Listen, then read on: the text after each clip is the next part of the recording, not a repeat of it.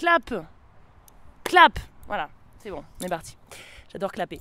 Donc nous sommes en direct de Rezé, sur une super structure d'aire de jeu, on dirait des téléphones. C'est super, hein.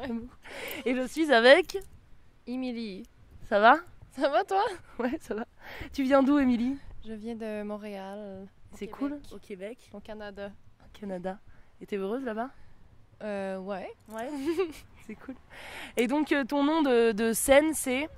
Émilie et Ogden. Donc je vais te poser une question très originale, qui est Ogden. Ogden, c'est ma harpe, c'est mon instrument. Et pourquoi Ogden? En fait, c'est le modèle de la harpe que je joue. Ah ouais? C'est pas moi qui l'ai nommé en fait. Ok. Ouais. Et comment tu l'as rencontré? On s'est croisés dans un bar, on s'est vu... Puis non, j'ai vu une harpiste quand j'étais à l'école en musique, puis j'ai capoté et j'ai cherché des cours sur Internet, sur Craigslist, puis j'ai trouvé une prof. Puis c'est ça. Et qu'est-ce qui est magique? Qu'est-ce qui t'a attiré dans cet instrument? C'est magique, comme tu dis. C'est un instrument qui est beau physiquement, puis aussi juste ça sonne incroyable, puis je sais pas, tout de suite c'était un son qui venait me chercher. Ouais. Il y a 38 cordes, c'est ça? En fait, il y en a 34 sur la mienne. Mais pendant longtemps, je disais qu'il y en avait 38, mais je me suis rendu compte que je me trompais. Un jour, t'as compté, t'as dit mince! Ouais, c'est ça. Et comment ça se fait? C'est original pour une harpe? C'est certaines... Il y a toutes sortes de harpes, là. Fait que la mienne, c'est une harpe genre celtique. Mais il y en a des harpes de concert, comme plus grandes, avec plus de cordes. Ouais. Et t'as commencé quand? Ça va faire 6 ans maintenant. Ouais. Et comment t'as découvert que t'avais une jolie voix? Ah! Non, mais c'est pas évident, toi, Ouais. que...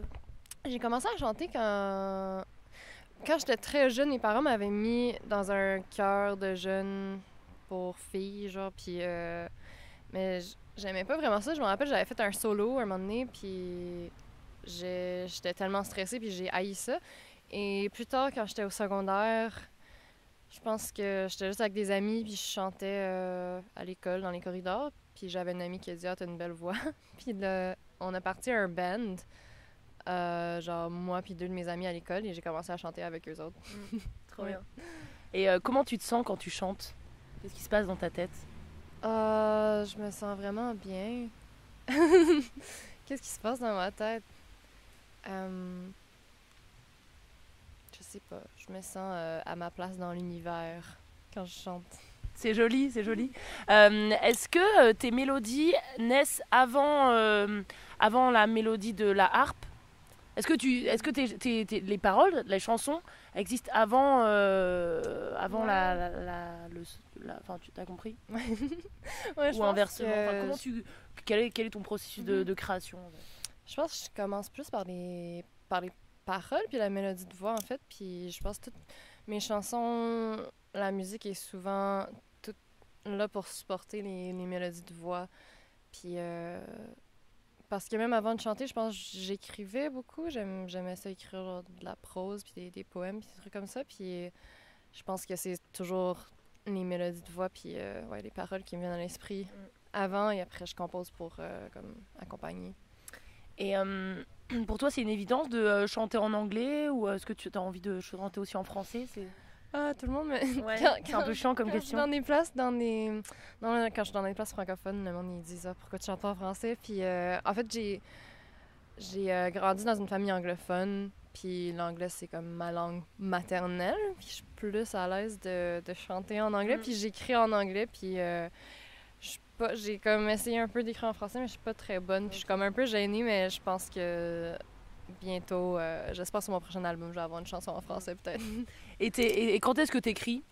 Est-ce que il y a un lieu particulier ou des moments particuliers? Quand je suis déprimée. Ouais. Mais ouais, souvent, je pense comme beaucoup d'artistes, c'est la tristesse qui évoque beaucoup d'inspiration. Puis ça peut vraiment être n'importe quand. Là. Souvent, j'ai comme... Tu sais, mon téléphone est rempli de mémos, là, comme je suis n'importe où, puis j'ai comme un sentiment, puis je l'écris ou je chante dans mon téléphone, puis... Est-ce que tu as des inspirations soudaines au milieu de la nuit? Ouais, ça... Ouais, j'ai ça, parce que des fois, ça arrive, t'es couché, puis t'as une idée, puis là, t'es comme, oh, faut que je me lève pour aller, sinon je vais perdre l'idée. Puis, ouais. Ouais, mais je connais ça aussi. Je connais ça. Ton nouvel EP s'appelle? Ton nouvel album? 10 000. Pourquoi ouais. 10 000? Mais j'ai aussi un EP 10 000 solo. Puis Ouais. c'est juste 5 chansons de l'album 10 000 en version solo. Ben, on a une chanson qui s'appelle 10,000, 10 000. Puis c'est une chanson qui parle un peu d'une insécurité puis la peur de pas se réaliser dans la vie ou pour moi en tant qu'artiste. Alors cet album représente comme la contre-thèse, si je peux dire, de cette chanson-là. On dit souvent antithèse. Antithèse, c'est ça. Ouais. Antithesis. Antithesis. J'aime bien antithesis. Oui. Ouais. C'est ça. C'est beau. Et toi, tu te sens accompli? Ben, on n'est jamais complètement accompli, je pense. T'es un artiste, t'es en évolution constante, mais je suis très heureuse, puis là, on est en tournée, ça fait 2 semaines, puis des fois, j'ai des moments que je réalise que comme je vis mon rêve un peu en ce moment, puis c'est vraiment spécial. C'est trop bien. Et dans tes chansons, tu parles de sujets assez durs. Je pense par exemple à What Happened, c'est l'histoire d'un sociopathe, c'est ça? C'est quelqu'un que tu as rencontré, c'est peut-être un sujet délicat, je sais pas. Non, mais ça parle juste souvent des ex. Comme beaucoup de... Mais, ouais, souvent des relations, puis... En fait, ouais, ça parlait juste de quelqu'un qui... finalement était complètement pas la personne que je pensais. Alors, ouais. Et il t'a contacté, il s'est reconnu dans ta chanson? Non, je pense pas. Je pense que c'était assez vague que c'était pas évident qui c'était. Et est-ce que tu peux un peu nous expliquer le clip? Le clip de cette musique avec tous les objets qui se démultiplient, le canard, Ouais, ben c'était le concept du réalisateur. Le fameux Pierre-Alexandre? Pierre-Alexandre Girard. Ouais. Il est pas là, Pierre-Alexandre, là? Ben, il est là. Il est pas ici, il est pas Rosé, quoi. Il est là dans le monde, il existe. Ouais. Allô? Allô? Coucou, Pierre-Alexandre. Non, il est pas ici avec nous. Ouais, ben qu'est-ce que je peux en dire plus? Il est cool, le clip? Ouais, non, oui, fun. ouais. Non, mais je me demandais ce que ça symbolisait, ces objets qui se démultiplient, je sais pas. Ah, non, je pense pas que c'était forcément symbolique. C'était plus... je pense qu'on voulait juste un peu faire pour le premier clip, comme mettre en vedette moi et la harpe, puis faire des images intéressantes que, tu sais, on peut trouver symbolisme là-dedans, mais ouais, c'était pas en rapport avec la chanson. Et est-ce que comme tu abordes des sujets très personnels, est-ce que quand tu les joues, quand tu les chantes sur scène, est-ce que ça te fait un peu souffrir et tu te remets un peu dans l'état de tristesse que tu as pu vivre, ou est-ce que justement ça te libère de cette tristesse, de ces moments difficiles? Ouais, je pense que c'est thérapeutique, ou est-ce que finalement ça te torture? Ouais, mais c'est un peu cliché, mais ouais, c'est thérapeutique, je pense, écrire de la musique, puis c'est comme... Je pense que c'est pour ça que j'écris beaucoup de chansons tristes ou difficiles, parce que c'est à des moments où t'es tellement désespéré émotionnellement que y a rien que tu peux faire pour comme sortir de cet état, ou y a rien que tu peux faire dans la situation, alors t'écris une chanson puis tu places ces émotions-là dans la chanson, et c'est libérant, ouais. C'est chouette. C'est quoi? Est-ce que tu as une histoire rigolote à nous raconter? Quelque chose de marrant qui s'est passé dans les tournées, pendant vos concerts ou... Ouais, ben un moment donné, on a pris un train en Europe la dernière fois qu'on est ici, puis c'était vraiment fou parce on avait beaucoup de de stock à transporter. On avait la harpe, on avait comme plein de valises, puis mais il fallait qu'on prenne le train pour se rendre de Paris à quelque part en Allemagne, je me rappelle pas, mais... Puis là, on n'avait pas de place sur le train, fait qu'on était comme entre les wagons avec tout notre stock, avec une harpe, tu sais. Puis là, la madame qui travaille dans le train, elle vient nous voir, puis elle me dit comme, mets ta harpe, va la mettre dans la toilette, dans les salles de bain, pour que ça soit pas dans le chemin. Fait que j'ai fait ça, mais là, tout le monde m'a vu faire ça, puis j'ai plein de monde venir me parler en allemand, comme pour me dire enlève ton truc des toilettes, là, tu bloques les toilettes, on veut les utiliser. Puis j'étais comme, non, mais c'est elle qui me l'a dit, mais je comprenais pas ce qu'il me disait, en fait, puis c'est ça. C'est une belle aventure. Ça pèse combien elle pèse combien ton harpe? Pas beaucoup. Moins que moi. Et Émilie, sans Ogden, c'est... Toi sans Ogden. Si tu étais sans ton harpe. Si je quoi? Si tu étais sans ton harpe. Ah, si je... Ok. Ben, dans quel sens? Si t'avais pas trouvé l'harpe, qu'est-ce que je suis en train de faire? Je sais pas. T'as déjà pensé à un autre instrument? Triste. C'est triste. Ouais, ben j'ai... Je sais pas.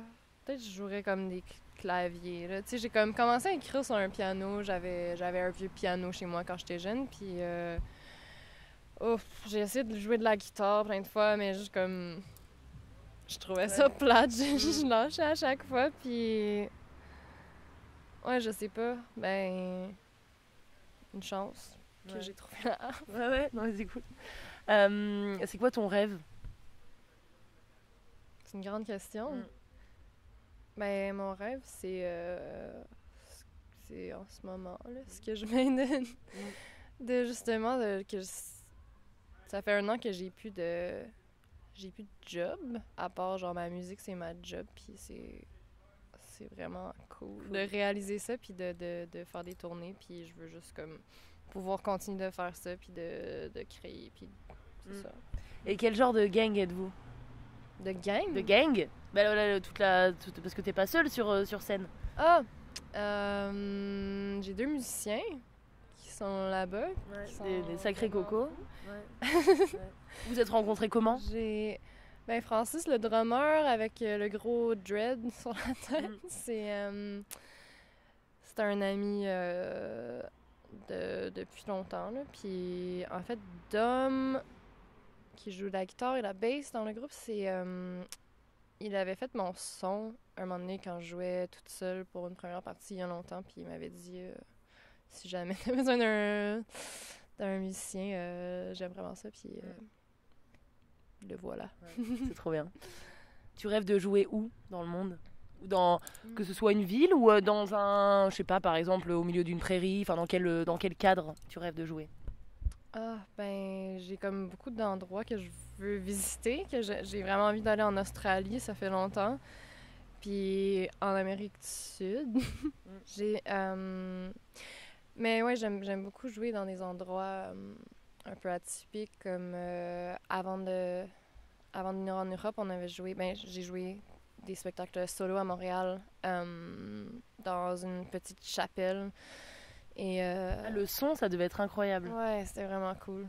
Puis j'ai aussi fait un spectacle dans un salon d'une amie, juste puis je pense que c'est comme des petits happenings comme ça, c'est toujours très spécial. Qu'est-ce que tu veux, message carte blanche, qu'est-ce que tu veux nous dire? Te dire. C'est beau la vie. C'est beau la vie. C'est trop cool. En tout cas, je suis hyper contente parce que t'as l'air... Tu es heureuse? Ouais, je suis quand même heureuse. C'est trop bien. Merci beaucoup, Émilie. Merci à toi. C'était le fun. On va voir ça ce soir. C'est trop bien.